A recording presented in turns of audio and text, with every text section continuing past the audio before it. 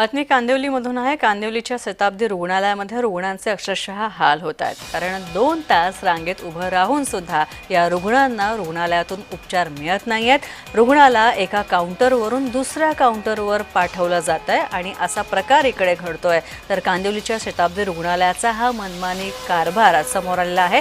यामुळे इथे येणारे रुग्ण अक्षरशः संतप्त झालेले आहेत। शताब्दी हॉस्पिटलमध्ये उपचारांसाठी एक व्यक्ती गेली असता 4 नंबरच्या काउंटरवरून रांगेत 2 तास उभं राहून सुद्धा त्याचा नंबर आला नाही, त्याला उपचार मिळाले नाहीत। तर 2 तासानंतर तिथून आता पुन्हा तुम्ही 1 नंबरच्या काउंटरवर जा असं त्यांना रुग्णालयातर्फे सांगण्यात आलं। तिथे गेल्यावर सुद्धा पुन्हा 2 तास लाईनीमध्ये उभं राहायला लागलं। मात्र लाईनमध्ये उभं राहून सुद्धा अखेर उत्तर नाही असंच मिळालं। काउंटरवरील कर्मचाऱ्यांचा मनमानी कारभार पाहून सगळेच रुग्ण वैतागलेले आहेत।